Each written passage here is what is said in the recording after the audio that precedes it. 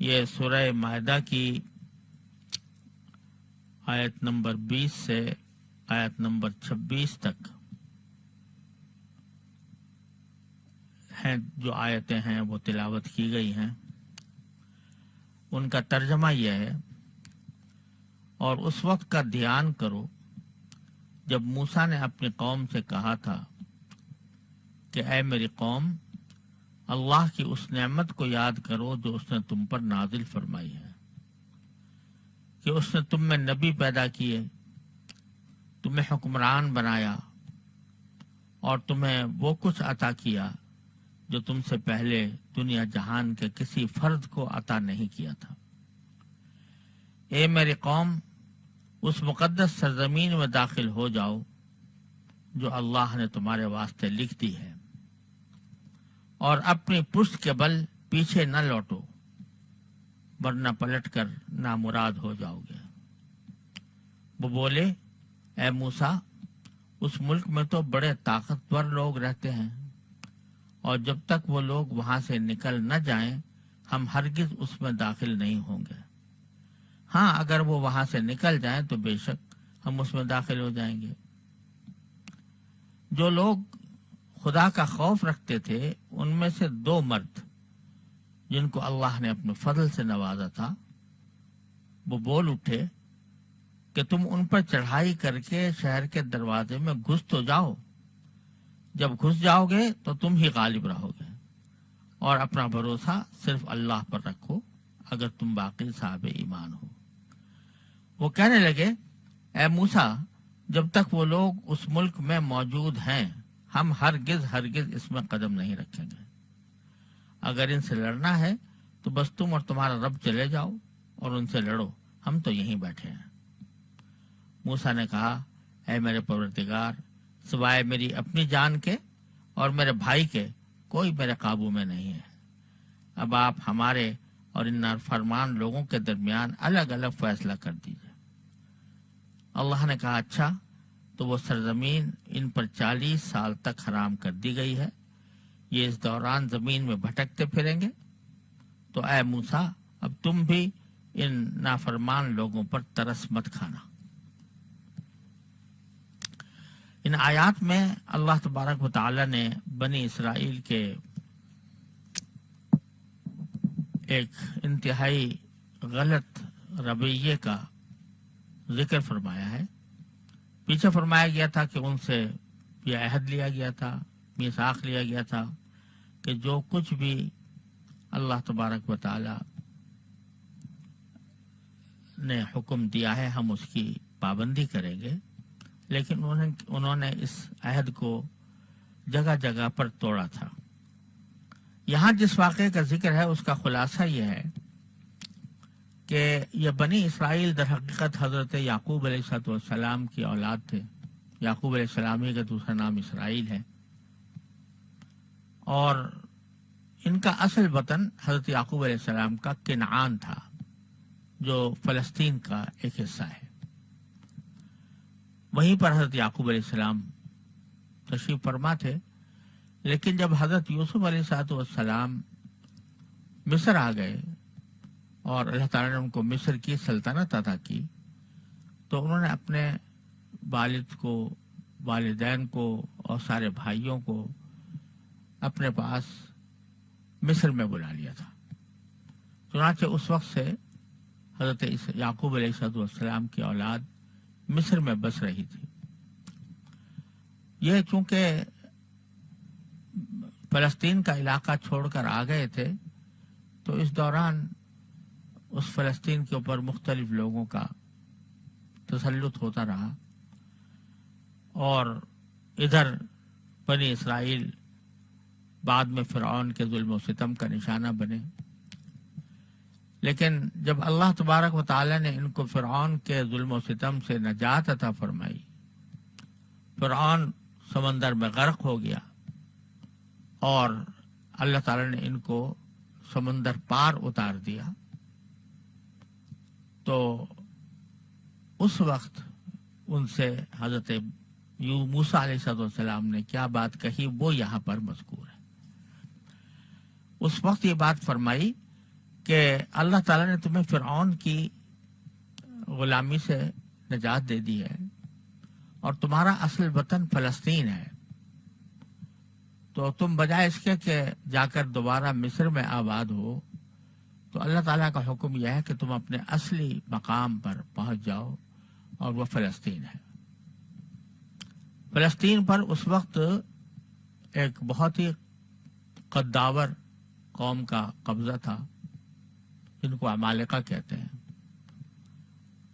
تو وہ بڑے بظاہر ڈیل ڈول میں بہت زبردست تھے، اور ان کے پاس جنگی ساز و سامان بھی کافی تھا۔ تو حالانکہ اللہ تبارک و تعالیٰ نے فرما دیا تھا کہ وہ زمین تمہارے لیے لکھ دی گئی ہے، اللہ تعالیٰ کی طرف سے یہ بات واضح فرما دی گئی تھی کہ وہ تمہارے لیے لکھ دی گئی ہے، یعنی وہ تمہیں مل کر رہے گی۔ تو لیکن تھوڑی سی ہمت کر کے تم اگر جا کر اس کو فتح کر لو گے تو وہ تمہارے قبضے میں آ جائے گی۔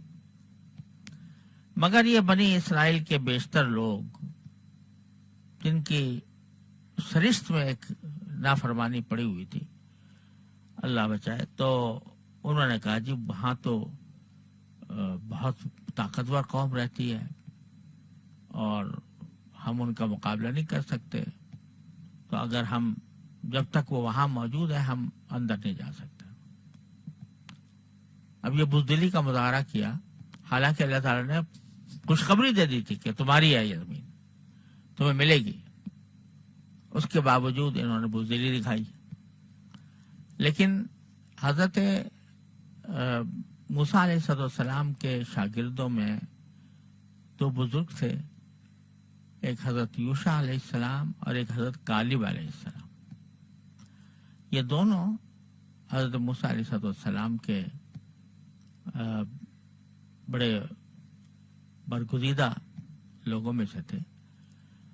تو انہوں نے اپنی قوم سے خطاب کر کے کہا کہ اللہ کے بندو، تم جو یہ ڈر رہے ہو، ایک مرتبہ کوشش تو کر کے دیکھو، اور جب اللہ تعالیٰ کہہ رہے ہیں کہ تمہارے لیے یہ زمین لکھ دی گئی ہے تو تمہیں چاہیے کہ اس پر عمل کر کے ایک مرتبہ دروازے میں داخل تو ہو جاؤ، اور داخل ہو جاؤ گے تو انشاءاللہ اللہ تعالیٰ کی طرف سے فتح نصیب ہوگی، غالب ہو جاؤ گے تم۔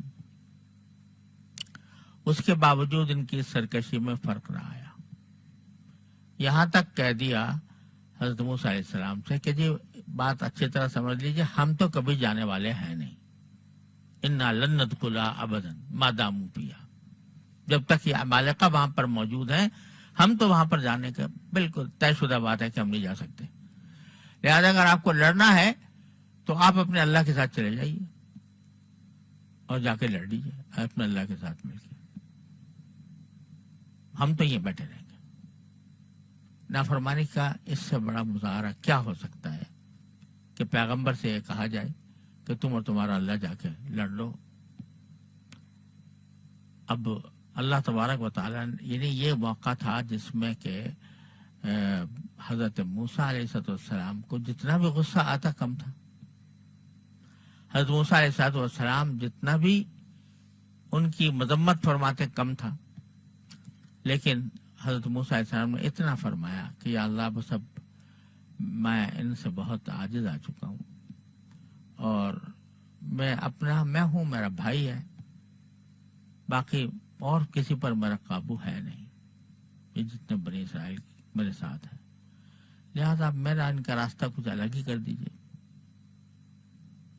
یعنی پیغمبر اس بات پر مجبور ہوئے کہ یہ کہیں کہ اب ہمارے ان کے درمیان کوئی فیصلہ ایسا فرما دیجیے کہ یا تو میں الگ ہو جاؤں اور یہ الگ ہو جائے، یا جو بھی فیصلہ کوئی ایسا ہو کہ میرے ساتھ ان کا نبھاؤ ہو نہیں رہا۔ تو اللہ تبارک و تعالیٰ نے فرمایا کہ اچھا اب ہم یہ کرتے ہیں کہ یہ لوگ کہتے ہیں نا کہ ہم نہیں جائیں گے عمالقہ سے جہاد کرنے کے لیے، تو ہم ایسا کرتے ہیں کہ یہ جس میدان کے اندر ہیں یہ وہ ہے صحرائے سینا، اس کو ہم ایسا میدان بنا دیتے ہیں کہ یہ 40 سال تک اسی میں گھومتے پھریں گے، इनको कहीं और निकलने का रास्ता नहीं मिलेगा, इसी में रहेंगे। क्योंकि कुरान करीम में फरमाया कि वो उस जगह पर दाखिल होंगे कि इस मैदान में रहेंगे और सरगर्दा फिरते रहेंगे। तो इसलिए यतीहूना का लफ्ज इस्तेमाल किया कि यतीहूना, वो हैरान परेशान सरगर्दा रहेंगे इसी जमीन के अंदर, इसलिए उसको बाद में मैदान तीह कहा जाता है। असल में वो सहराए सीना था। तो अब जरा थोड़ा सा इसका तर्जमा के साथ इन आयात को दोबारा देखते हैं। वइज़ क़ाल मूसा लिक़ौमिही, जब उस वक्त को याद करो कि जब मूसा ने अपनी कौम से कहा था, यानी बनी इसराइल से क्या कहा था कि या कौम इज़्कुरू निअमतल्लाहि अलैकुम। असल तो जिहाद की दावत देनी मकसूद थी कि तुम जिहाद के लिए चलो मेरे साथ, उस फलस्तीन को आज़ाद कराने के लिए मेरे साथ जिहाद पर चलो। लेकिन तमहीद ये बांधी ताकि मालूम था कि ये लोग जो हैं ये सरकश किस्म के लोग हैं, तो तमहीद बांधी उज़्कुरू निअमतल्लाहि अलैकुम, तुम अल्लाह की नेमत को अपने ऊपर जो हुई है उसको जरा याद तो करो। किस तरह हमने अल्लाह ताला ने तुम्हें फिरौन के जुल्म सितम से निजात दी, किस तरह फिरौन को गरक किया, किस तरह तुम्हारे लिए दरिया में रास्ता पैदा किया, किस तरह तुम्हें पार उतारा। और इस जाल फीकुम अंबिया, और तुम्हारे अंदर अंबिया पैदा किया। हजरत याकूब अलैहिस्सलाम तुम्हारे जद्दे अमजद वो नबी थे, हजरत यूसुफ अलैहिस्सलाम नबी थे, और उनके बाद हजरत मूसा अलैहिस्सलाम और उनके साथ यूशा अलैहिस्सलाम, कालिब अलैहिस्सलाम, ये सब तुम्हारे दरमियान पैदा किए अंबिया। एक नेमत यह की कि उनसे नजात दी, दूसरे तुम्हें अंबिया का साथ अता किया। अंबिया का साथ, उनकी सोहबत, इससे बड़ी नेमत क्या हो सकती है। इंसान सारी जिंदगी कोशिश करता रहे और उसको किसी नबी की सोहबत नसीब नहीं होती। तुम्हें हर वक्त का साथ दे दिया, पैगंबरों का साथ दे दिया। फिर वजअलकुम मुलूका, और तुम्हें हुक्मरान बनाया। यानी अब जबकि फिरौन से तुमको नजात मिल चुकी है, तो उसके बाद तुम अपनी मर्जी के बादशाह हो, और तुम्हारी कौम में बादशाह पैदा हुए हैं और आइंदा भी पैदा होंगे। तो पूरी बनी इसराइल के ऊपर ये नेमतें हुई कि दुश्मन से नजात मिली, समंदर में गर्क होने से बचे, अल्लाह ताला ने अंबिया का साथ बख्शा और उनको अपने मर्जी का बादशाह बना दिया कि जो जहां चाहे जा सकते।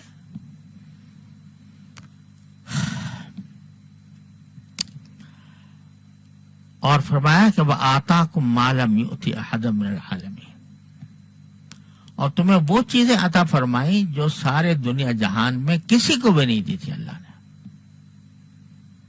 क्या चीज है कि आज तक किसी के लिए अल्लाह ताला ने समंदर नहीं फाड़ा था, तुम्हारे लिए फाड़ा। आज तक किसी को इतने जबरदस्त जाबिर बादशाह से इतनी आसानी के साथ निकालने का रास्ता अल्लाह ताला ने पैदा नहीं किया था किसी और के लिए, हमारे लिए किया। तो आताकुम मा लम युति अहदम मिनल आलमीन, और फरमाया कि ये सारी तमहीद बनाने के बाद कि अल्लाह ताला की नेमतों को याद करो और नेमतों को की कदर करो। अब कदर करते हुए अब मैं तुमसे कहता हूं कि या कौम इदखुल अर्दल मुक़द्दसत अल्लती कतबल्लाहु लकुम, اے میری قوم اس زمین میں داخل ہو جاؤ جو مقدس زمین ہے. اس سے مراد فلسطین اور بیت المقدس وغیرہ کا علاقہ. اس مقدس سرزمین میں داخل ہو جاؤ جو اللہ نے تمہارے لیے لکھ دی ہے. کتب اللہ لکم،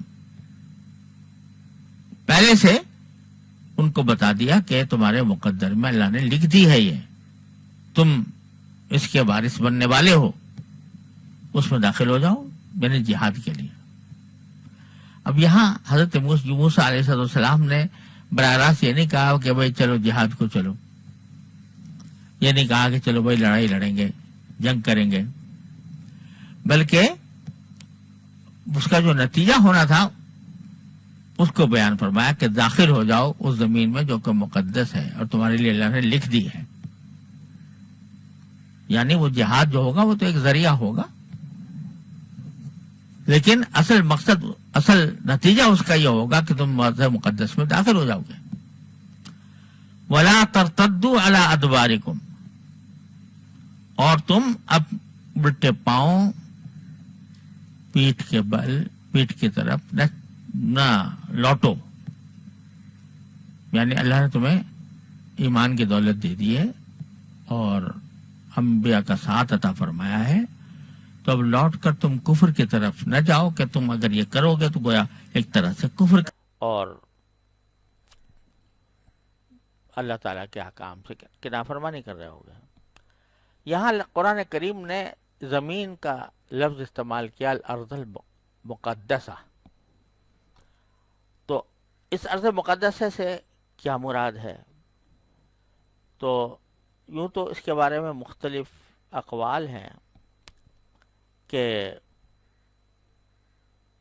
اس سے مراد فلسطین ہے. بعض حضرات نے یہ فرمایا ہے کہ اس فلسطین کی حدود یہ ہیں کہ اریحہ کے شہر کو جو نہر اردن اور بیت المقدس کے درمیان دنیا کا قدیم ترین شہر تھا اور آج تک موجود ہے، اس کو ارض مقدسہ قرار دیا گیا. اور بعض روایات میں ہے کہ اس شہر کے 1000 حصے تھے، ہر حصے میں ہزاروں باغات تھے. اور بعض حضرات نے یہ بھی فرمایا کہ ارض مقدسہ سے مراد دمشق، فلسطین اور بعض کے نزدیک اردن بھی اس میں داخل ہے. اور حضرت قتادہ فرماتے ہیں کہ ملک شام پورا ارض مقدس ہے. اللہ تبارک و تعالی نے اس کو مقدس کس طرح بنایا کہ در حقیقت یہ حضرت ابراہیم علیہ السلام جب یہاں پر تشریف لائے تو ایک روایت میں آتا ہے، تفسیر ابن کثیر وغیرہ میں مذکور ہے کہ اللہ تبارک و تعالی نے حضرت ابراہیم علیہ السلام سے یہ فرمایا تھا کہ اے ابراہیم، یہاں سے آپ جہاں تک نظر ڈالو، جہاں تک آپ کی نظر پہنچے گی، ہم نے اس کو ارض مقدس بنا دیا. یہ لبنان کے پہاڑ پر چڑھے ہوئے تھے ابراہیم علیہ السلام، اور اس وقت اس روایت کے مطابق اللہ تعالیٰ نے یہ فرمایا. تو در حقیقت اس ارض کو، اس زمین کو جو مقدس کہا گیا ہے، تو حضرت ابراہیم علیہ السلام کے یہ کئی عمل بھی ہو سکتا ہے جو اللہ تعالیٰ کے حکم سے کیا گیا، تو نظر دوڑائی جہاں تک گئی تو وہ ساری ارض مقدس بن گئی. اور دوسری وجہ یہ ہے کہ اس کو ارض مقدس قرار دینے کے بعد اللہ تبارک و تعالیٰ نے یہاں انبیاء کرام علیہ السلام کو پے در پے مبعوث فرمایا. ان انبیاء کرام کی تعداد بھی یقینی طور پر بتانا مشکل ہے. بعض حضرات نے فرمایا کہ 1000 انبیاء کرام تشریف لائے ہیں اس سرزمین. بعض نے اس سے زیادہ کی تعداد بیان کی ہے، بعض نے 1,00,000 کہی ہے. تو مختلف تعدادیں بیان کی ہیں، لیکن وہ سب اندازے ہیں، روایات ہیں. لیکن اللہ تعالیٰ ہی جانتے ہیں کہ کتنے انبیاء کرام آئے. چنانچہ حضرت موسیٰ علیہ السلام تو تھے ہی، اس کے بعد حضرت یوشع علیہ السلام، حضرت کالب علیہ السلام، حضرت حزقیل علیہ السلام، حضرت حزقیہ علیہ السلام، سارے انبیاء کرام بنی اسرائیل کے یہیں پر مبعوث ہوئے۔ اور پھر ہوا یہ تھا کہ بنی اسرائیل نے تو انکار کر دیا تھا، اس کے بعد اللہ تعالیٰ نے کہہ دیا تھا کہ 40 سال تک تم گھومتے پھرتے رہو یہاں۔ لیکن بعد میں جب حضرت موسیٰ علیہ السلام کی وفات بھی وہیں میدان طیب میں ہوئی، تو جب حضرت موسیٰ علیہ السلام کی وفات ہو گئی، پھر حضرت ہارون علیہ السلام کی بھی وفات ہو گئی، تو حضرت موسیٰ علیہ السلام کے جو شاگرد تھے حضرت یوشع علیہ السلام، اللہ تعالیٰ نے ان کو نبی بنایا، اور انہوں نے جہاد شروع کیا فلسطین کے خلاف، فلسطین کے عمالقہ کے خلاف، اور بالآخر حضرت داؤد علیہ السلام کے ذریعے اللہ تعالیٰ نے وہ علاقہ فتح کرایا، جس کا ذکر پیچھے سورہ بقرہ میں گزر چکا ہے۔ تو بالآخر جا کر وہاں پر وہ آباد ہو گئے بنی اسرائیل، اور اس کے بعد پھر سارے انبیاء کرام وہاں پر تشریف لاتے رہے۔ تو اس لیے قرآن کریم جہاں اس زمین کا ذکر کرتا ہے تو کبھی ارض مقدسہ فرماتا ہے، کبھی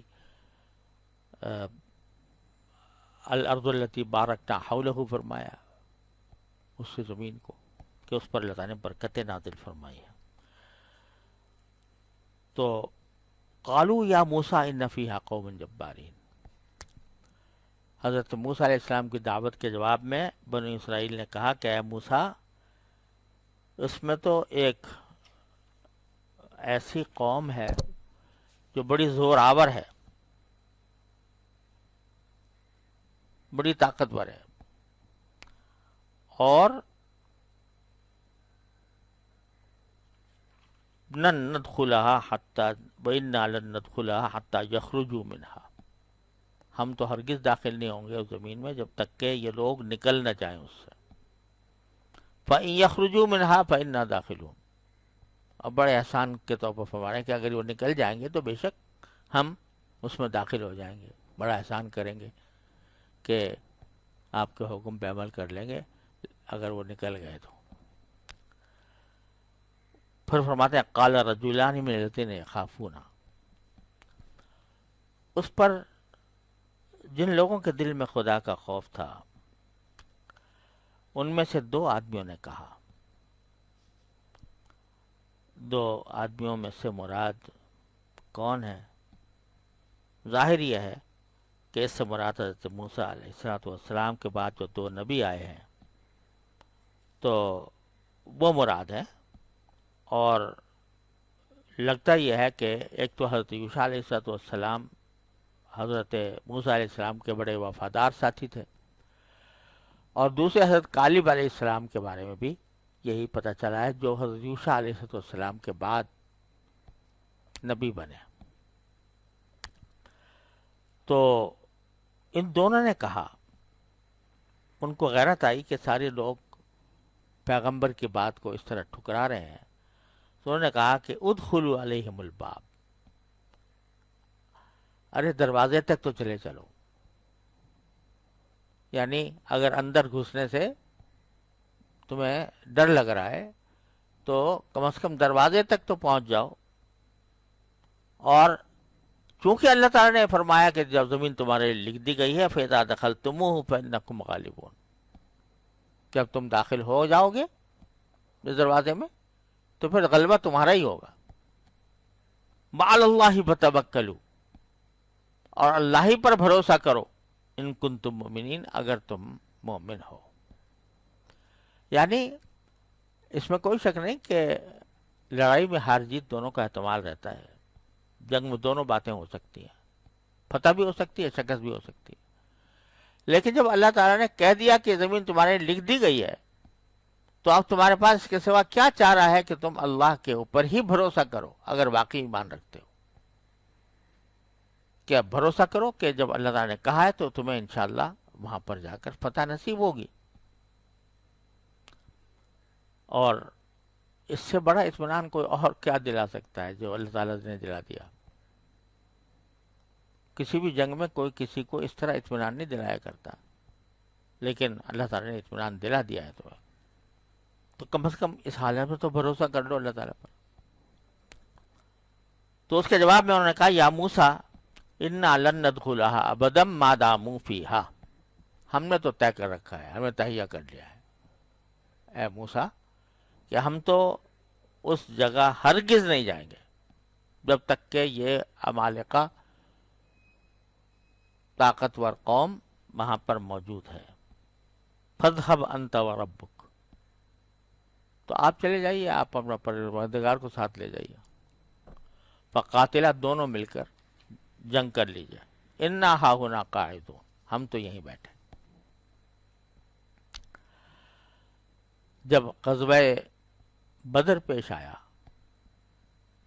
رسول کریم صلی اللہ علیہ وسلم کے عہد مبارک میں، تو نبی کریم صلی اللہ علیہ وسلم در حقیقت قریش کے ایک قافلے کی تلاش میں نکلے تھے۔ اس قافلے پر حملہ کرنے مقصود تھا، کیونکہ وہ قافلہ در حقیقت مکے کی دفاعی طاقت مضبوط کرنے کے لیے جا رہا تھا۔ اس لیے حضور اقدس صلی اللہ علیہ وسلم نے اس قافلے کے اوپر حملہ کیا، لیکن وہ قافلے تو نکل گیا، اور دوسری طرف سے ابو جہل ایک بہت بڑا لشکر جرار لے کر مدینہ منورہ پر حملہ آور ہو گیا۔